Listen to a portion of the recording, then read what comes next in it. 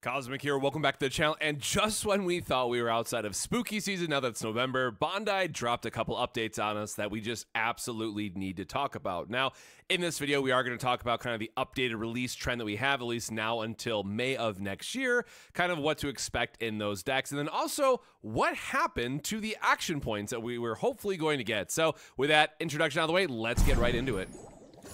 So yes, out of just absolutely nowhere, we got Bleach Volume 2 confirmed. And if you've been keeping track, or maybe you haven't been keeping track as well, I wanted to go ahead and just kind of have a lineup of how everything is looking. And oh my god, we have 3 sets in May. Now, yes, I do want to stress, we knew this was going to happen eventually. It is something that happens in Japan Union Arena, because at the end of the day, you're not buying every single set, unless you're me and wanting to support the game, but that's kind of a very niche case, right? Someone who is buying Bleach is probably very excited they're going to get Bleach Volume 2 this early, but they might not care about as some of the others. So the only time that they really bought in was during the Volume 1 set release, and then they're going to get a little bit of an upgrade in Volume 2, again, at the end of May. However, this also does beg the question, if you recall, we got Full Metal Alchemist and Black Clover announced at the same time for the North American meta.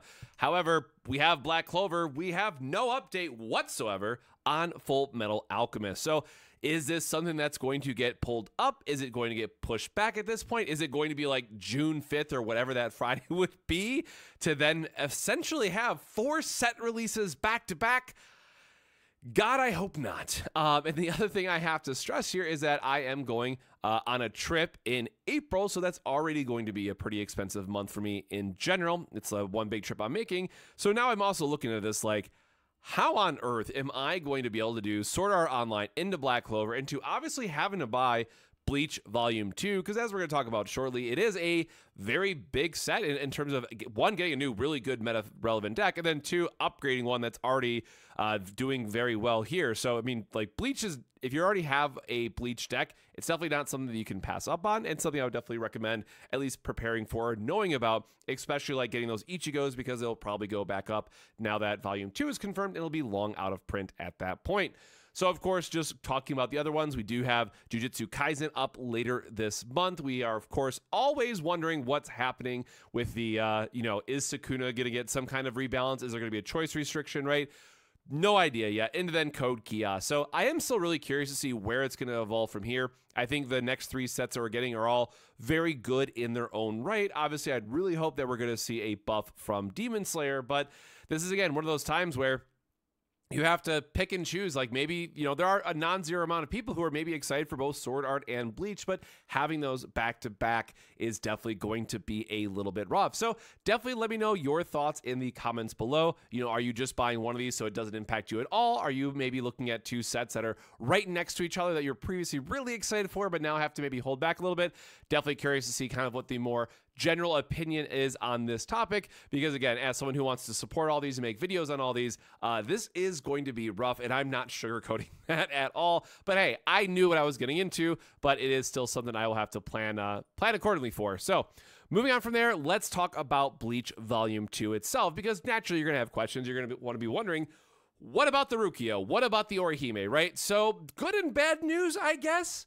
Looking at the NA product information available both on Union Arena's main site, and also distributor information is up, which we'll talk about shortly. We are getting the extra rare, which is going to be the Orihime. It's the only card that's cut, unless they give us like a brand new North American exclusive card. I sincerely doubt it. We are going to get the Orihime in Volume 2, which is great. It's a nice consistency piece, gives you the extra mill options that you want, and it's a 3K at 2-1 requirement. So it's just a good stat line, good effect for what Purple wants to be doing. The other side that we got to talk about is, you'll notice that the common is not changed. So this does then add the question of, well, what's going to happen with Rukia, right? And it's obviously too early to confirm one way or the other, as we have seen so far with cards coming in and out of sets. But I really hope this means that we get the zero-cost Rukia in Volume 2, and they just cut something else.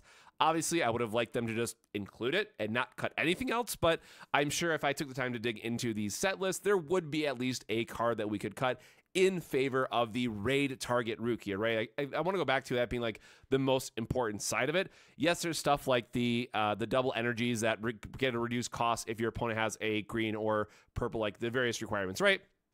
Those are fine, but something that is maybe not seeing a lot of play, like cut one of those and throw in the Rukia, right? Hopefully we do get to see some kind of swap like that because the raid is such a key part of Union Arena, right? The whole raid gimmick is kind of the bread and butter in terms of what you're trying to do for your deck. So I'm really hoping they see kind of a reinforcement of that with adding the Rukia to the deck.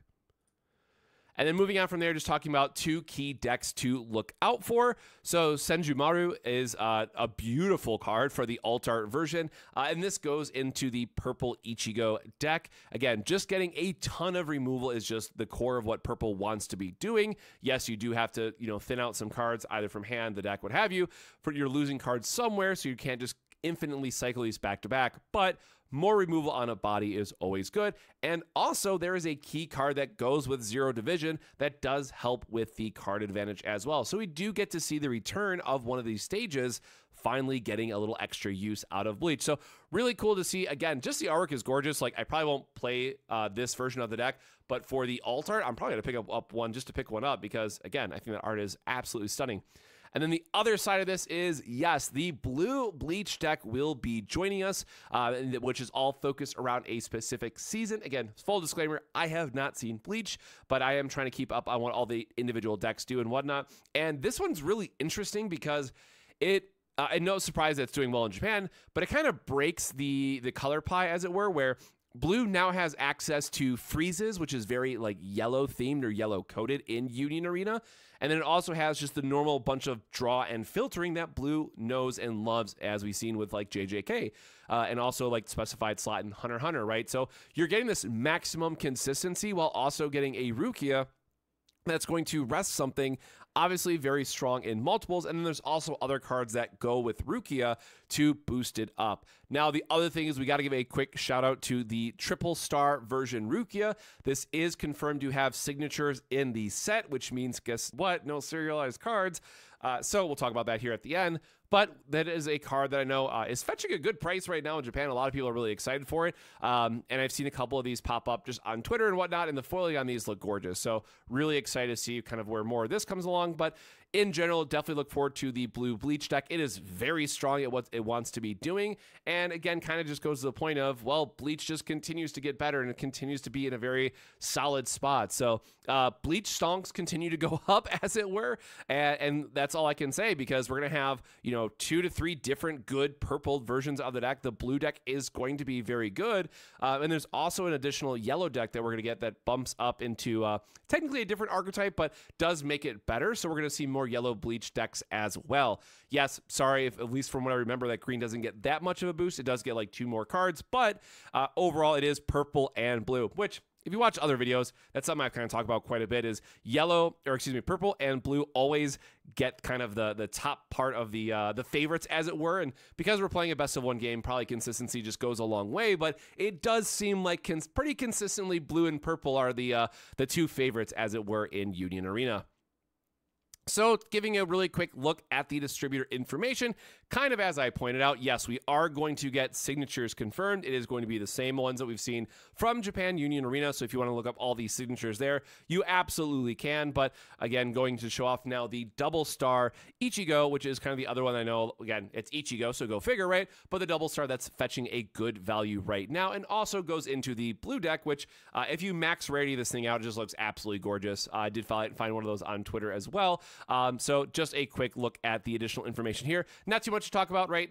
We talked about the card number breakdown. It's just giving you a little bit more insight of kind of what the distributor level information looks like, confirming that we're going to have signatures, and then we got to talk about the other part, right? So if we have signatures, we don't have serialized cards. And the thing that I have to go back to here at the end is what is happening where we cannot get the serialized cards. And the only reason why I stress this is because as you've been following TCG player prices, and just in general, there's like 14 different foiled action points just in the main set and starters that you have to pick from, on top of then also having all the special like New York Comic-Con double Bleach foil giveaway. We have the JJK action point giveaway that was for Gen Con, right?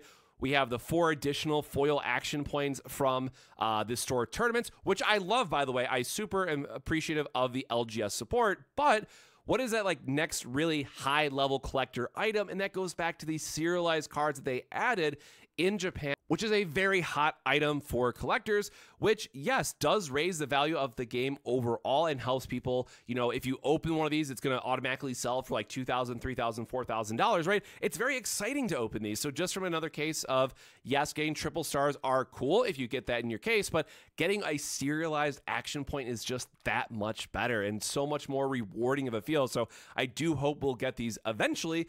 But this does now beg the question of, you know, when will we see them, if ever, as well as kind of to close it out here is what happened with Full Metal Alchemist, right? Unfortunately, we don't know at this time, but we'll have to wait and see for more official announcements. I really, again, do hope that we get these eventually, but as it is right now, we can also then assume that One Punch Man is not getting these either, so it remains a question. So with that, I just wanted to do a Friday kind of news roundup of everything we've been seeing. Also, the Jujutsu Kaisen card should be in the app pretty soon if you want to check them out on the tutorial if it's not already. So more excitement to look forward to there in terms of just helping people get into the game with their favorite title. But otherwise, again, let me know your thoughts in the comments. We have 3 titles to look forward to in May. And, you know, are you going to try to build decks for all 3? Is one your favorite? Definitely let me know your thoughts. And, you know, if you are a fan of just getting more sets faster, if it means that you're just going to get to your one set that you really care about and kind of ignore the others, right? There is a kind of plus and minus side to this, with then meaning we get other sets sooner. So, hey, Tales of Arise dream isn't dead yet, right? Not completely, at least, but we'll see how it goes. But with that, my friends, happy Friday. Enjoy your weekend. But until the next time, stay safe, stay hydrated, and I'll see you then. Cheers.